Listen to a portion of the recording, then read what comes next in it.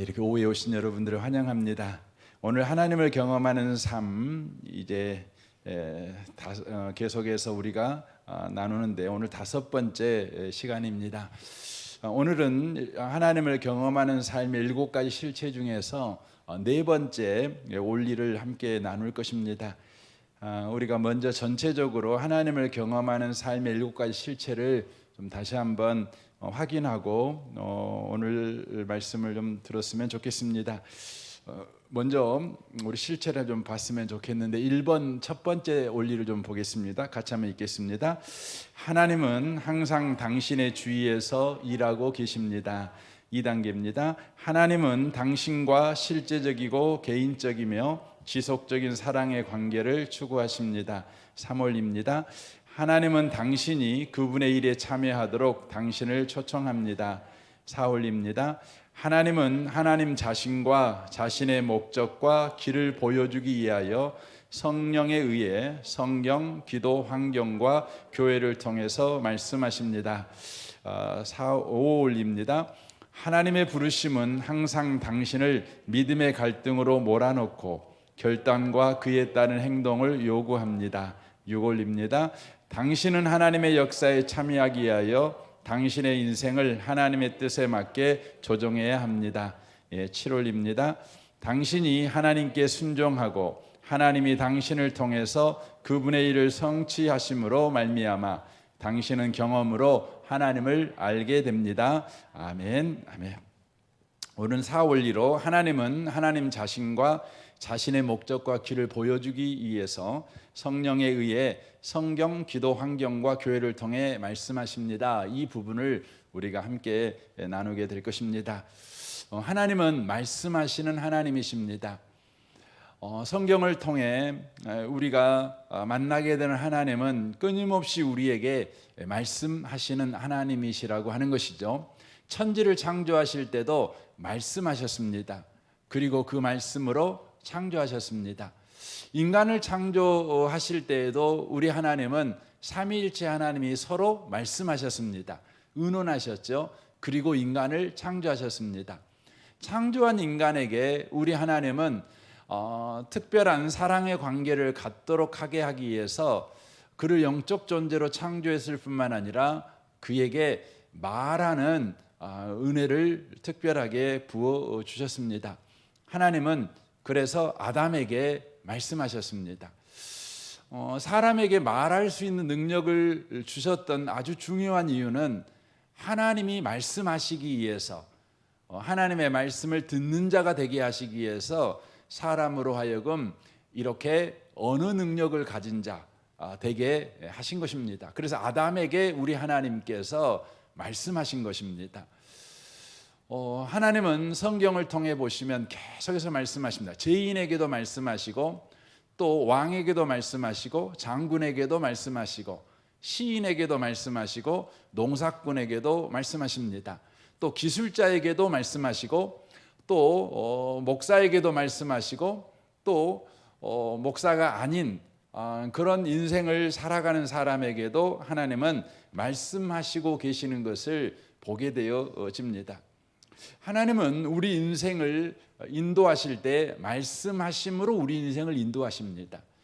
하나님은 우리 인생을 고치실 때에도 말씀하심으로 우리 인생을 고치십니다. 우리 인생을 새롭게 하실 때에도 우리 하나님은 말씀하심으로 우리 인생을 새롭게 하시는 것을 우리가 보게 되어집니다. 그러므로 말씀하시는 그 하나님의 말씀을 듣는 자가 될 때 우리는 인도를 받게 될 것이고 고침을 받게 될 것이며 보호를 받을 것이며 승리하는 인생을 살아가는 그리스도인의 삶을 저와 여러분이 살아가게 되어질 것입니다. 하나님은 우리에게 말씀하십니다. 그러므로 저와 여러분이 하나님의 말씀하신다는 것을 늘 기억하시고 하나님의 말씀을 듣는 일을 늘 사모하시는 복 있는 분들이 꼭 되셨으면 좋겠습니다. 많은 분들이 하나님의 기적을 기대합니다. 그런데 하나님은 말씀으로 기적을 행하십니다. 그래서 하나님의 말씀을 듣지 않으신다면 저와 여러분이 기적을 경험할 수도 없을 뿐만 아니라 혹 기적을 경험했다고 할지라도 바른 신앙의 도움을 얻는 기적 체험으로 나아가지를 못합니다. 다만 기적을 체험했을 뿐입니다. 이게 문제인 것이죠. 그래서 여러분과 제가 기적을 혹시 체험 안 했을지라도 하나님의 말씀을 듣고 있다면 여러분은 기적보다 훨씬 큰 기적 속에 참여하는 복을 저와 여러분이 누리게 될 것입니다.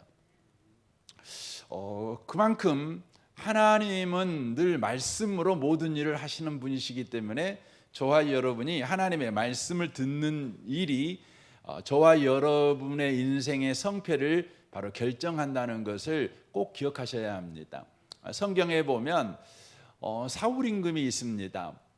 이 사울 임금은 하나님의 음성을 듣는 사람이었습니다. 하지만 그가 얼마 가지 못해서 하나님의 음성을 듣지 못합니다. 그가 하나님의 음성을 듣는 통로는 사무엘이라고 하는 선지자를 통해서 하나님의 음성을 그가 들었습니다. 하나님은 이 선지자를 통해서 사울에게 하나님의 음성을, 하나님의 말씀을 들려주신 것이죠. 하지만 그가 교만하여 패역한 행동을 할 때 하나님은 더 이상 사무엘을 통해서 사울에게 말씀하지 않았습니다. 그때 사울이 너무 답답한 것이죠. 사람은 누구나 다 답답하잖아요. 내일을 알 수가 없기 때문에. 무슨 일을 할 때 답답하잖아요. 이게 잘 될까 안 될까 답답하잖아요. 또 어떻게 해야 될까 답답하잖아요. 요즘 우리나라 대통령 후보들 이렇게 보면 참 답답하겠다 그런 생각이 들어요.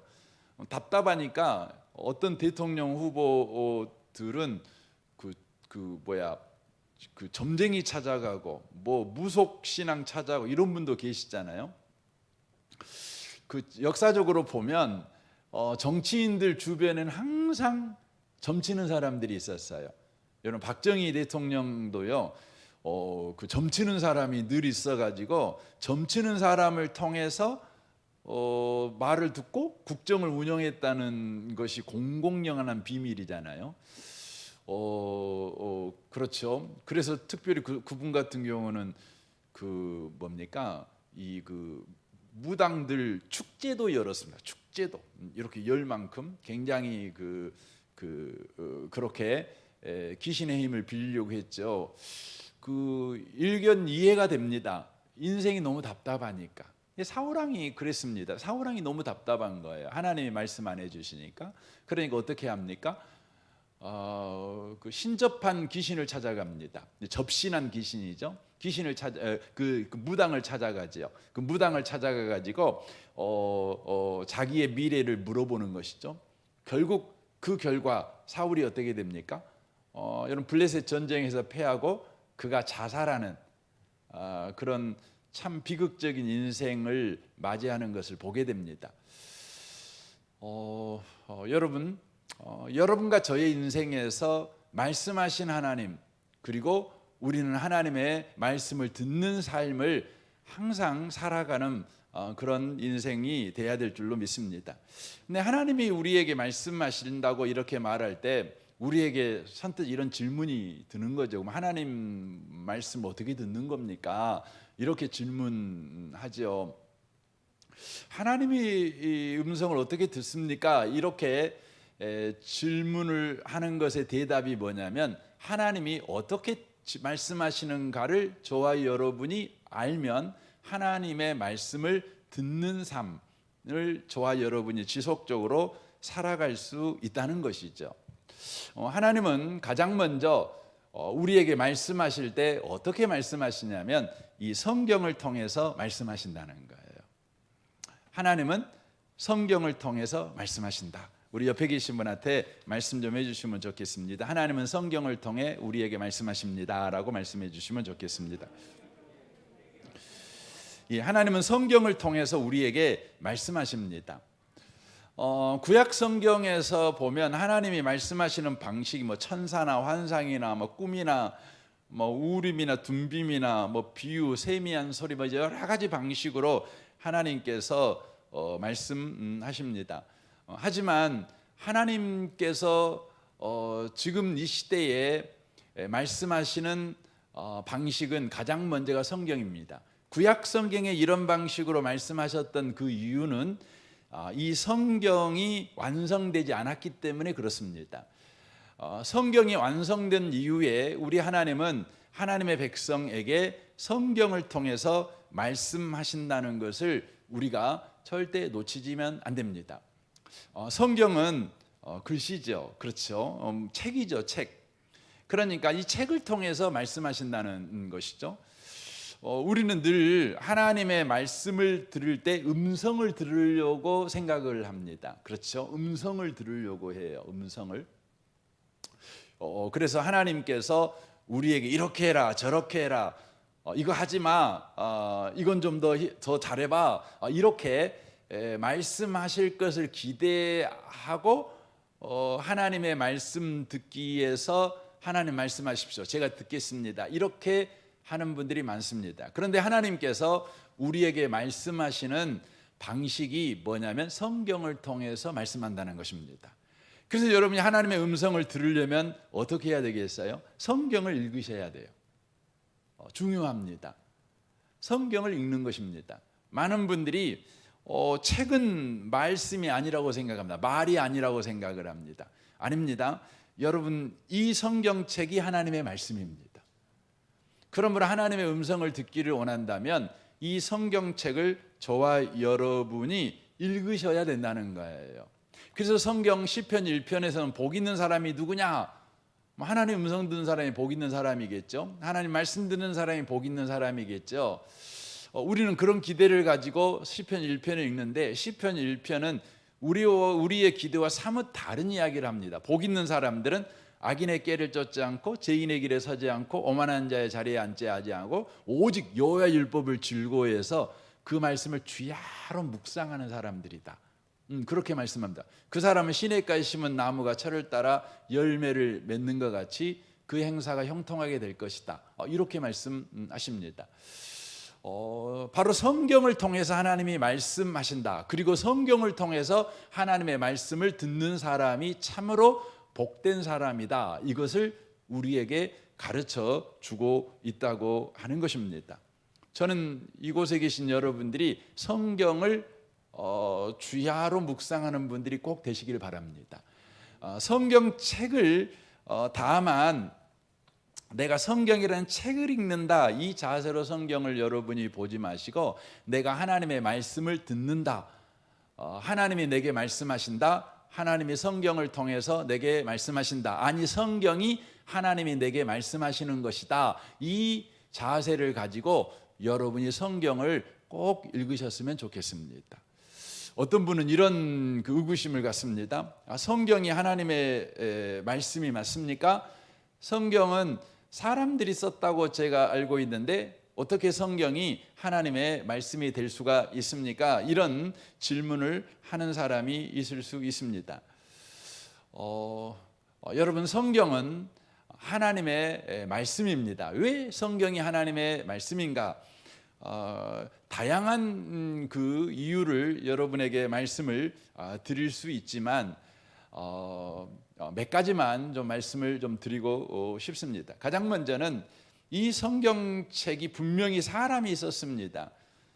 그럼에도 불구하고 이 성경책은 그 사람을 통해서 하나님이 성경을 쓰셨습니다. 이것을 소위 영감했다 이렇게 말합니다. 영적으로 바로 감동을 줘서 그 사람으로 하여금 성경을 쓰게 했다 이렇게 말하는 것이죠. 성경을 그 사람에게 쓰게 할 때에 우리는 축자 영감을 줬다 이렇게 말을 합니다. 이 축자 영감이라는 말이 무슨 말이냐면 보통 성경을 하나님이 쓰게 했다고 할 때 이렇게 오해할 수 있죠. 하나님께서 성경 특별히 이제 창세기는 모세가 썼잖아요. 그러니까 모세에게 이제 내가 창세기를 내가 기록하고 싶은데 이제 모세야 내가 창세기를 너에게 말해줄 테니 그대로 받아쓰기 해라 하고 받아쓰기를 했다는 말이 아니에요. 어떻게 하시냐면 하나님께서 모세의 모든 모세가 남자인 것, 모세가 나이가 100살이 넘게 먹은 거, 인생에 많은 경험을 한 거, 이 모세의 성격, 이 모든 것을 다 사용하셔서 성경을 쓰게 했다는 거예요. 그래서 여러분이 성경을 읽어보시면 성경을 기록한 사람의 성품, 그 사람이 어떤 처지에 놓여 있는가, 어떤 형편에 있었는가, 이것을 다 알 수가 있어요. 그럼에도 불구하고 하나님께서는 하나님의 말씀이 틀리지 않도록 그 사람에게 역사하셔서 성경을 기록하게 하셨다는 의미의 말입니다. 그런데 놀라운 것은 이 창세기는 모세가 썼죠. 모세는 지금으로부터 3,500년 전 사람입니다. 그런데 이 성경의 가장 마지막이 신약성경 요한계시록이죠. 요한계시록의 저자는 사도 요한입니다. 사도 요한은 이 성경을 쓸 때 이제 그냥 그 넓게 보면 한 AD 100년, 기원전 100년, 지금으로부터 약 2000년 전에 요한계시록을 쓴 것입니다. 그러니까 창세기는 3500년 전에 쓰여졌고 요한계시록은 2000년 전에 쓰여졌습니다. 그러니까 모세와 사도 요한의 그 간격이 얼마나 된가요? 1500년 혹은 1600년의 간격이 됩니다. 그런데 신기하고 놀라운 것은 창세기와 요한계시록, 성경이 총 66권으로 구성되어 있고 약 40여 명의 사람들이 성경을 기록했습니다. 직업이 다릅니다. 사는 장소도 다릅니다. 한 번도 같이 모여본 적이 없습니다. 그럼에도 불구하고 성경의 전체가 통일성을 갖고 있다는 거예요. 한 분이 성경을 기록한 것 같이 바로 한 방향을 향해서, 한 목적을 향해서 일관성 있게, 바로 통일성 있게 성경이 쓰여져 있다는 것이죠. 여러분 1600년 동안 살아계셔서 글을 쓸 수 있는 분은 하나님 한 분밖에 계시잖아요.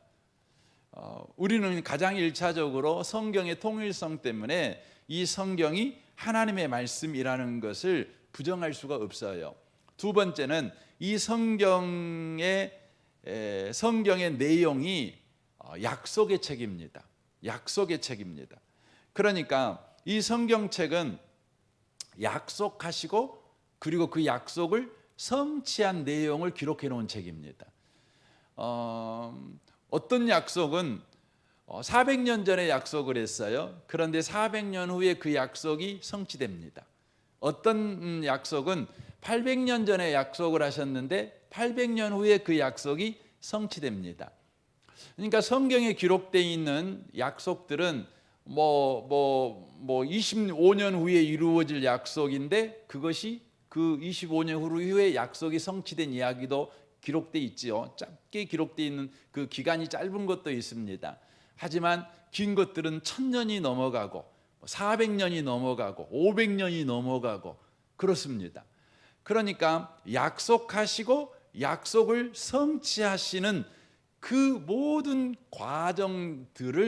과정들에 관여하시고 그것을 기록에 남기신 내용이 뭐냐면 성경책입니다. 여러분 그렇게 할 수 있는 분은 누구밖에 없냐면 하나님밖에 계시지 않습니다. 그러므로 성경책이 하나님의 말씀이라고 하는 것을 여러분 부정할 수가 없습니다. 성경책은 더 나아가 목격담입니다. 그러니까 성경의 기록 저자들이 상상했던 내용들을 이 성경책에다가 기록한 것이 아닙니다. 깨달은 바를 성경책에 기록한 것이 아니라 목격한 것을 기록한 것입니다. 여러분 홍해바다가 갈라진 내용은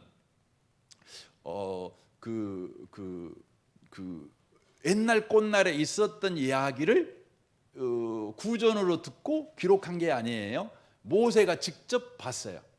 그리고 기록한 거예요. 그러니까 성경의 이야기를 기록할 때 모세가 직접 봤다고 해서 자기가 본 이야기를 다 기록한 것은 아니고 하나님께서 모세로 하여금 보게 하시고 하나님이 친히 그 일을 주도하시고 그런 사건들을 성경에다가 기록하게 하셨어요. 그래서 성경의 이야기는 깨달음의 이야기거나 성경의 이야기는 내려온 구전이나 전승의 이야기가 아니라 성경의 이야기는 목격담입니다. 하나님이 하신 일, 또 하나님이 목격한 그 일을 그로 하여금 기록하게 하신 내용이 바로 성경 말씀입니다. 그래서 성경 말씀이 하나님의 말씀이라고 하는 것을 부정할 수가 없습니다. 더 나아가 성경 말씀의 완전성입니다. 이 성경 말씀은 지금으로부터 2000년 전에 완성된 성경입니다. 그래서 이 성경에 기록된 내용이 2000년 전의 이야기니까 얼마나 고리타분한 이야기겠어요. 옛날에는 맞지만 지금은 안 맞는 이야기가 아니겠어요? 그렇죠. 그렇게 생각할 수 있잖아요. 그런데 놀라운 것은 이 성경 말씀은 그때도 진리였고 지금도 진리입니다. 여러분, 그때도 진리였고 지금도 진리일 수 있는 것은 하나님의 말씀밖에 없어요. 그래서 이 성경책은 내용 자체가 보시면 반성하거나 후회하거나 이렇게 좀 고쳤으면 좋겠다 이런 내용이 없어요. 성경은 추가될 수가 없어요. 뺄 수도 없어요. 더할 수도 없고 뺄 수도 없어요. 왜냐하면 성경 그 자체가 완전하기 때문에 어느 시대에나 어느 장소에나 어떤 환경에나 어떤 정치 체계에서든지 성경 말씀은 언제나 진리예요. 그래서 성경 말씀대로 살아가면 여러분 성경의 역사가 그곳에 일어납니다. 그 나라에, 그 가정에, 그 개인에 나타납니다. 그것은 오직 성경이 하나님의 말씀이라고 하는 것을 우리에게 보여주고 있다는 거예요. 보여주고 있다는 것이에요. 마지막으로 성경이 하나님의 말씀인 이유가 있는데 그 이유가 뭐냐면 성경 자신이 성경이 하나님의 말씀이라는 것을 스스로 증명합니다.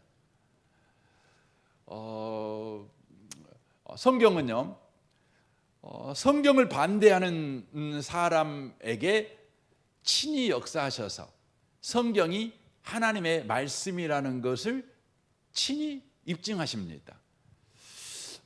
그런 일이 되게 많아요. 여러분 그 대표적인 예가 이제 이 배너라고 하는 그런 그 소설을 쓴 루이스라고 하는 사람에게 일어났던 일입니다. 이 사람은 이 남북 전쟁 당시에 북군으로 참여했던 사람입니다. 그런데 이 사람에게 신앙이 없었어요. 하나님을 믿는 마음이 없었어요. 그런데 전쟁터에서 이분이 장교로 이렇게 출정을 했는데 그 자기 부하들이 전쟁에 가면 얼마나 두렵습니까? 두려우면 이들이 하나님을 의지하고 기도하고 이러는 거예요. 이분의 마음에 안 들었어요. 아유, 남자라면, 군인이라면 전쟁터에서 신을 의지하지 말고 용기 100배해서 싸움을 해야지 왜 신을 의지하냐는 거죠. 그게 영 불만이어 가지고 이 사람 마음에 하나님이 없다는 증거를 내가 수집해서 하나님이 없다는 걸 증명해야 되겠다 이런 생각을 한 거예요. 그래서 이분이 여러 하나님이 없다고 하는 증거물들을 수집하는 것이죠. 그러다가 이분의 마음에 하나님이 있다고 말하는 이 성경책이야말로 하나님이 없다는 증거의 핵심이겠다 이런 생각이 든 거예요. 사람들이 성경을 통해 하나님이 있다고 믿으니까 성경을 통해서 하나님이 없다는 것을 발견하게 된다면 그것보다도 확실하게 하나님이 없다는 증거가 어디가 있겠습니까? 그래서 이분이 성경책을 보는 거죠. 한 번 보고 두 번 보고. 그런데 이해가 잘 안 되죠. 그냥 하나님이 있다는 것도 모르겠고 없다는 것도 모르겠어요. 이분은 하나님이 없다는 증거를 찾기 위해 성경을 지금 읽고 있기 때문에 하나님이 없다는 증거를 찾을 수가 없어서 더 열심히 성경을 보는 거죠. 그러다 어떤 일이 벌어졌어요? 성경이 바로 하나님이 있다는 것을 이 사람에게 입증하는 거예요. 그래서 이 사람이 성경을 붙잡고 예수님은 내 주, 내 하나님이십니다 고백했어요. 그리고 나서 이분이 쓴 소설이 배너라는 소설입니다. 배너라는 소설이 있죠. 이 배너라는 소설의 핵심이 뭡니까? 배너라고 하는 사람이 로마의 집정관에게 그 복수하는 마음이 있죠. 왜냐하면 그 사람 때문에 자기가 노예로 팔려가고 자기 집안은 쑥대밭이 돼버리고 그렇죠. 그래서 이 메살라라는 사람이죠. 이 메살라라는 사람에게 복수하기 위해서 이 사람이 노예선에 팔려갔지만 죽지 않고 거기서 살아남죠. 그리고는 로마의 귀족의 양아들이 되죠.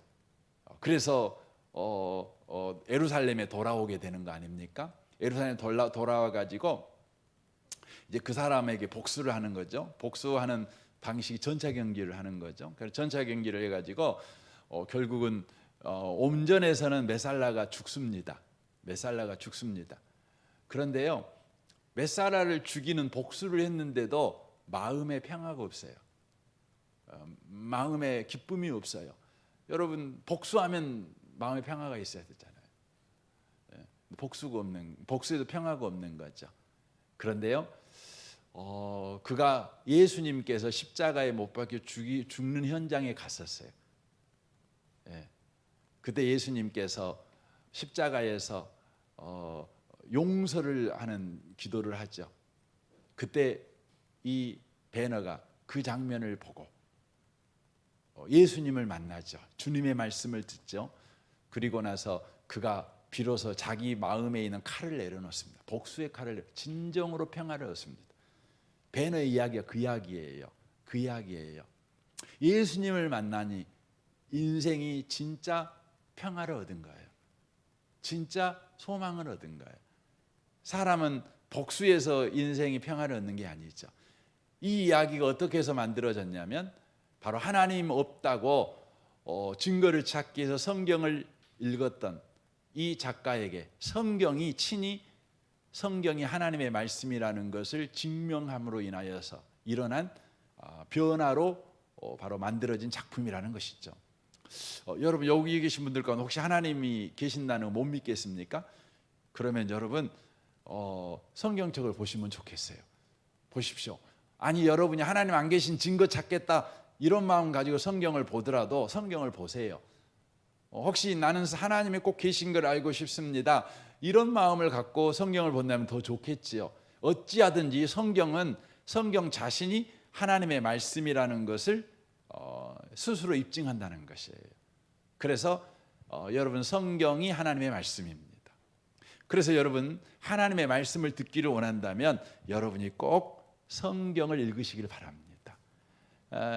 여러분, 음성으로 하나님 말씀을 듣는 것보다 사실 이 변하지 않는 이 성경책으로 하나님 말씀 듣는 게 훨씬 유익합니다. 안전합니다. 저는 매일 여러분이 하나님 말씀을 들으시길 바랍니다. 하나님의 음성을 꼭 들으시길 바랍니다. 성경을 여러분 꼭 읽으시면 하나님의 음성 듣는 거예요. 이게 중요한 것입니다. 여러분이 하나님의 성경책을 통해서 하나님의 음성을 더 잘 듣기를 원하신다면, 그러니까 어떤 분들은 성경책인데 하나님의 음성이 안 들려요. 그냥 글자로만 보여요. 그냥 좋은 말씀이네 이렇게만 들려요. 하나님 말씀은 안 들려요. 그 이유가 어디에 있는지 아세요? 성경을 읽기는 읽는데 하나님의 말씀에 여러분이 순종하지 않기 때문에 그래요. 여러분이 읽은 말씀이 하나님 말씀인 줄 알고요, 작은 것부터 순종해 보기 시작하세요. 순종해 보세요. 순종하면 여러분이 성경을 읽을 때마다 하나님의 말씀이 여러분에게 들리기 시작합니다. 더 선명하게 들립니다. 더 확실하게 들립니다. 더 분명하게 들리고 더 깊게 들립니다. 어린아이들은 성경을 읽을 때요, 어린아이에게 하시는 하나님의 말씀을 듣습니다. 하지만 믿음에 장성한 사람은 믿음에 장성한 사람에게 하시는 하나님의 말씀을 듣습니다. 똑같은 성경 구절인데도. 근데 어떤 사람이 믿음에 장성한 사람이 될 수 있느냐?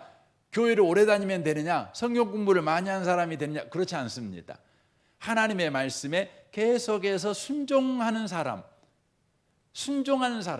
그 사람은 비록 어린아이일지라도요, 그 사람은 하나님의 음성을 선명하게 듣습니다.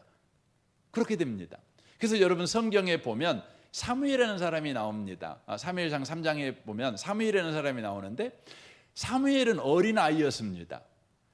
어린아이였습니다. 그곳에 제사장이 엘리라는 사람이죠. 엘리는 나이가 많이 드신 분이십니다. 요즘은 목사님이시죠. 사무엘은 어떤 의미로는 그냥 청소년, 중고등부 학생 정도 되죠. 엘리는 담임 목사님 정도 됩니다. 그럼 누가 더 하나님 말씀 잘 듣겠어요? 여러분 생각할 때 아이고 당연히 담임 목사님이 하나님 음성 잘 듣겠죠. 여러분 그렇게 생각할 수 있겠죠. 그런데 그 시대에 하나님의 음성을 들었던 사람은 누구밖에 없냐면 사무엘밖에 없어요. 왜 사무엘이 하나님의 음성을 들었죠? 여러분 사무엘을 보면 사무엘은 순종의 사람이었어요. 순종하는 사람이었어요. 여러분 순종하면 순종할수록 하나님의 음성이 선명하고 크고 깊게 여러분 들린다는 사실을 여러분이 기억하십시오. 그래서 여러분 성경을 여러분 읽으십시오. 읽으면 한 절이라도 즉각 순종하는 여러분 삶을 살아가십시오. 그때 여러분과 저는 성경 말씀을 통해 하나님의 말씀을 더 분명하게 듣는 은혜를 누리게 될 것입니다. 이 성경 말씀을 통해 여러분이 듣는 하나님의 음성은 뭐냐면 하나님이 누구신가를 듣게 돼요. 하나님이 누구신가를 듣게 되죠. 그것이 얼마나 놀랍습니까? 우리는 늘 우리가 듣고 싶은 음성은 뭡니까? 이 대학 들어가겠습니까? 안 들어가겠습니까? 이런 거잖아요. 이번 사업 잘 되겠습니까? 안 되겠습니까? 이 일 할까요? 말까요? 이런 거 듣기를 원합니다. 그런데 하나님은 성경 말씀을 통해 우리에게 말씀하시는데 무엇을 듣게 하냐면 하나님이 누구신가를 듣게 하십니다. 하나님이 누구신가를 듣게 하셔요. 여러분 하나님이 누구신가를 듣는 것이 가장 큰 또 가장 유익한 하나님의 말씀 듣기인 것을 여러분 아셔야 됩니다. 왜냐하면 여러분 생각해 보세요. 하나님 우리와 함께 하시잖아요. 우리와 함께 하시잖아요. 그렇죠? 근데 함께 하신 하나님이 누군지를 모르니까 우리가 겁내서 살아갑니다. 두려워서 살아갑니다. 어떻게 살아가야 될지 모르겠어요. 예. 그런데요, 우리와 함께 하신 하나님 누군지를 알잖아요. 그러면요, 어디 가도 괜찮합니다. 그렇죠? 어디 가도 괜찮습니다. 예. 안 돼도 괜찮합니다. 뭐 돼도 괜찮하고, 뭐 나이 먹어도 괜찮하고, 늙어도 괜찮하고, 병들어도 괜찮하고, 괜찮합니다. 하나님이 누구신지를 모르니까 우리가 성공해 놓고도 여러분 만족이 안 돼요. 여러분 어떤 사람은 그렇죠. 나 돈 1억만 있으면 좋겠다. 그렇죠. 저도 그랬으면 좋겠습니다. 그런데 제가 우리 주변에서 들어보니까 1억 생기면은요 만족이 안 돼 가지고요 한 5억 생겼으면 좋겠다 이런 생각한대요. 5억 생기면은요 10억 생기면 좋겠다. 그런데요 여러분 이해하죠? 1억 생기면 왜 5억이 생기면 좋겠다 생각합니까? 1억 생기면은요 더 불안하대요. 5억 생기면 더 불안하대요. 없어 봐가지고 잘 모르겠는데 그런데요. 여러분 우리가 늘 듣고 싶은 건 성공할까요? 안 할까? 이런 거잖아요. 그런데 하나님이 우리에게 들려주고 싶은 건 뭐냐면 하나님이 누구신지를 가르쳐 주는 거예요. 그래서 여러분 그 성경을 통해서요 하나님이 누구신지 꼭 듣는 분이 되셨으면 좋겠어요.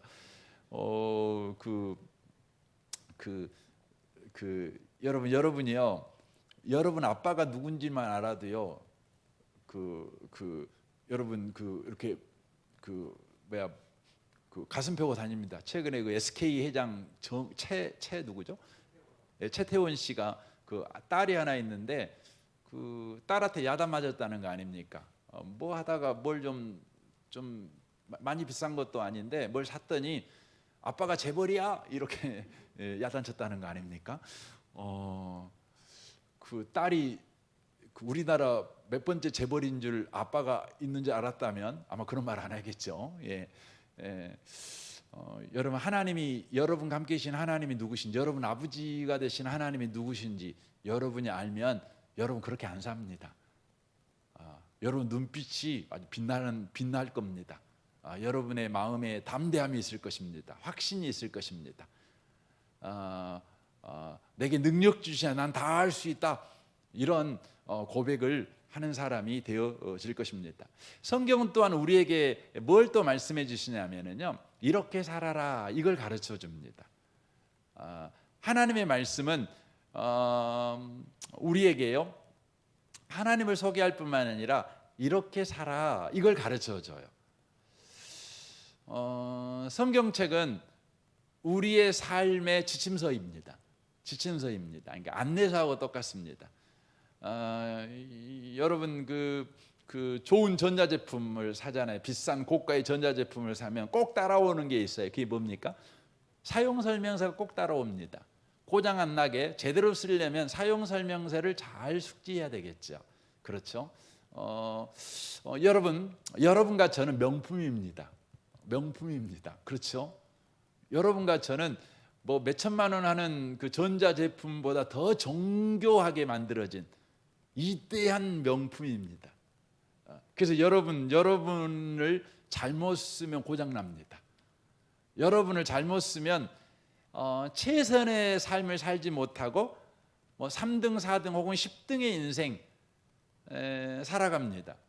여러분이 최선의 인생을 살기를 원한다면 여러분을 창조하신 하나님께서 여러분을 어떻게 써야 제대로 쓰는지 여러분에게 허락한 사용설명서인 성경책을 꼭 읽으셔야 됩니다.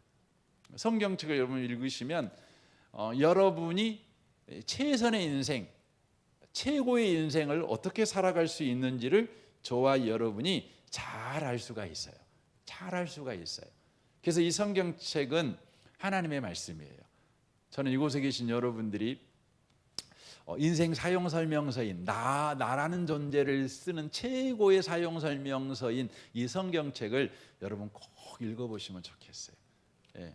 하나님 말씀을 꼭 들으시는 분들이 꼭 되시면 좋겠습니다. 하나님은 우리에게 말씀하신다는 부분 지금 다루고 있는데, 성경을 통해서 말씀하신다, 이 부분을 다뤘습니다. 시간이 많이 갔지만 제가 짧게 두 번째 말씀드릴게요. 두 번째, 하나님은요 우리에게 기도를 통해 말씀하십니다. 우리는 에레미야 33장 그 1절 아주 유명한 그 말씀을 우리가 알고 있죠. 너는 내게 부르짖으라, 내가 네게 응답하겠고 네가 알지 못하는 크고 비밀한 일을 네게 보여주겠다, 이렇게 말씀하십니다. 네가 기도하면 뭐 하시겠다고요? 보여주겠대요. 이것을 오늘식으로 표현하면 네가 기도하면 내가 말해줄게, 이런 의미의 말입니다. 하나님이 말씀하겠대요. 기도하는 사람에게 하나님 말씀합니다. 이 성경책은 우리의 인생의 큰 틀을 말씀해 주십니다. 아주 그 세부적인 부분까지 말씀하는 건 아니에요. 그런데 저와 여러분이 기도하게 될 때 성경의 원리를 쫓아서 하나님이 기도하는 사람에게 말씀해 주셔요. 여러분, 담배 피해야 될까요, 말아야 될까요? 성경책에 안 나왔잖아요. 그렇죠? 성경책에 안 나왔죠. 그런데 여러분, 기도하면은요 그거 바로 나옵니다. 우리는 뭡니까? 성전입니다. 성전이죠. 여러분, 성전에서는 하나님의 임재의 연기만 가득해야 돼요. 하나님의 임재. 여러분 그 굴뚝이 나오면 안 돼요. 그러면 안 되죠. 하나님은 우리에게 말씀하셔요. 특별히 기도를 통해 말씀하십니다. 그래서 저와 여러분은 기도하는 사람이 꼭 되셔야 돼요. 기도를 통해 하나님이 말씀하시니까. 기도를 통해 우리 하나님이 말씀하실 때 우리가 기도를 먼저 하게 하시는 것이 아니라 하나님이 기도하도록 우리 마음에 소원을 먼저 주셔요. 그래서 빌립보서 2장에 보면 우리 하나님은 우리 가운데 소원을 주시는 하나님이다, 이렇게 말씀하셔요. 그래서 여러분과 제가 그 성경책을 읽거나 일상생활을 할 때 하나님에게, 하나님, 내가 무엇을 기도해야 될지 내게 소원을 일으켜 주십시오. 마땅히 기도할 바를 내가 모르오니 내가 마땅히 기도할 바를 내게 가르쳐 주십시오 라고 기도하는 태도가 아주 중요합니다. 하나님은 기도하는 사람에게 말씀하셔요. 그래서 여러분이 기도할 때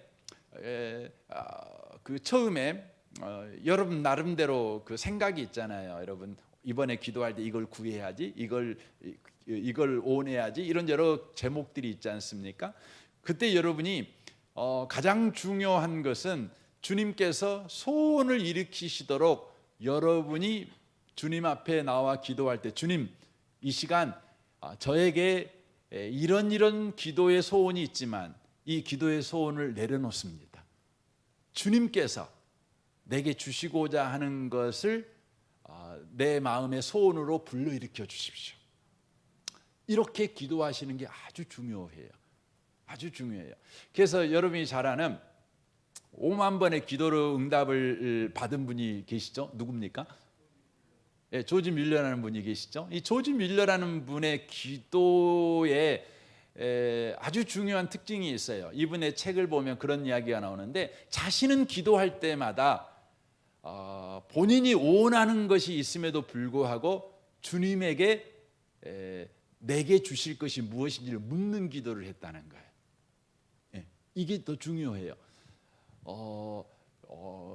그래서 여러분, 기도를 통해 하나님이 내게 말씀하신다.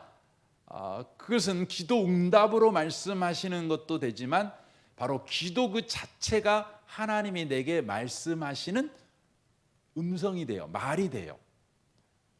그래서 여러분이 하나님 앞에 기도할 때 하나님 이거 저거 주세요 하고 속사포처럼 기도하지 말고 멈춰서서 하나님, 이 시간 주님께서 내게 주고자 하는 것을 내게 말씀해 주세요. 그리고 제가 그것을 기도하게 해 주세요. 이렇게 하나님에게 여러분 구하실 줄 아는 그런 기도 생활이 저와 여러분에게 꼭 있었으면 좋겠습니다.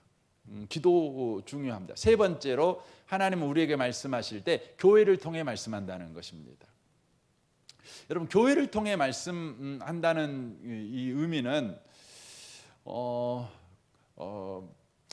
그 두 가지로 여러분 이해를 하셔야 됩니다. 한 가지는 하나님께서 교회 공동체의 예배를 통해서 우리에게 말씀하신다는 것이죠. 교회는 주님의 몸 아닙니까? 주님의 몸인 교회에게 우리 주님께서 강단을 통해서 말씀하신다는 것이에요. 그래서 여러분은 매 예배 때마다 하나님의 말씀을 듣는 것이죠. 이것을 소위 가르쳐 레마의 말씀이라고 하죠. 여러분이 하나님의 선포된 말씀을 듣는 것이에요. 듣는 것이죠. 그래서 여러분이 예배 때마다 기대하시고 오시는 것이, 내가 오늘 하나님 말씀을 들으리라, 나는 하나님의 말씀을 듣기에 예배 가운데 나는 참여한다, 이 태도를 저와 여러분이 놓치지 않으셨으면 참 좋겠습니다. 그래서 여러분이 이 강단에 선포된 말씀을 여러분 기록하시고 그걸 다시 반복해서 묵상하시고 그런 것을 꼭 해 가셨으면 좋겠다, 이런 말씀을 드리고 싶습니다. 교회를 통해 말씀하신다는 또 다른 영역이 있는데, 그것은 성도와의 교제를 통해 말씀한다는 것입니다. 성도와의 교제를 통해 말씀한다는 것이죠. 성도와의 나눔을 통해 말씀한다는 것입니다. 하나님은 성도를 통해 말씀하십니다. 성도의 교제를 통해 말씀하십니다. 그래서 성도에게는 항상 성도의 교제가 있으셔야 됩니다. 성도의 교제가 없을 때 우리는 애토리가 됩니다. 교회를 통해 말씀하신 하나님의 음성을 들을 수가 없습니다. 그래서 여러분, 교제하지 아니하면 교회를 통한 하나님의 음성을 듣지 못하고 도리어 내가 생각하는 음성에 빠져버릴 오류 가운데 빠질 수 있는 확률이 있습니다. 여러분, 우리가 혼자 생활을 할 때 번뜩이는 생각들이 막 날 때가 있어요. 그런데 그 생각들이 하나님의 말씀인지 반드시 검증하셔야 됩니다. 그런데 여러분과 제가 공동체 가운데 있지 아니하면 그럴 수가 없어요. 그래서 저와 여러분이 하나님의 음성을 듣는 일보다 여러분 귀신의 음성을 들을 수도 있어요. 또 육신의 음성을 들을 수도 있어요. 그래서 항상 교회는 공동체를 유지하셔야 돼요. 그래서 계시록에 보면 일곱 교회에게 하나님께서 말씀하시죠. 그 말씀하실 때 가장 그 모든 교회의 가장 마지막에 하시는 말씀이 꼭 이 말씀이에요. 성령이 교회들에게 하시는 말씀을 들으라고 말씀하셔요. 성령이 교회들에게 하시는 말씀을 들으라는 거예요. 이것이 마지막 세대를 사는 저와 여러분들이 안전하게 하나님의 말씀을 듣는 방식이기 때문에 성령이 교회에게 하시는 말씀을 들어야 된다는 거예요. 그래서 여러분이 강단에서 선포된 말씀을 들을 뿐만 아니라 그 말씀 안에서 성도와의 교제를 통한 하나님의 말씀 듣는 삶을 지속해 살아가셔야 돼요. 강단을 무시하고 개별적으로 하나님의 음성을 듣는 일에 여러분이 익숙하다면 저와 여러분이 굉장히 위험해질 수 있어요. 이걸 소위가 무교회주의라고 그러거든요. 무교회주의가 굉장히 위험한 거예요. 그래서 저는 이곳에 계신 여러분들이 하나님이 말씀하신다. 세 가지를 말씀드렸어요. 가장 먼저 성경, 가장 길게 말씀을 드렸죠. 그 이유가 있겠죠. 두 번째 기도를 통해서, 세 번째 교회를 통해서 하나님은 말씀하신다. 이것을 여러분이 놓치지 마시기를 바랍니다. 하나님의 말씀을 듣는 성도의 삶을 살아가는 모든 분들이 다 되시기를 주님의 이름으로 축원합니다. 아멘. 우리 같이 기도하겠습니다. 우리 같이 이 시간 기도할 때 주님, 하나님의 말씀을 계속해서 듣는 삶을 살아내게 하여 주십시오. 성경을 통해, 기도를 통해, 교회를 통해 하나님의 말씀을 듣게 하여 주십시오. 우리 같이 이 시간 기도하겠습니다.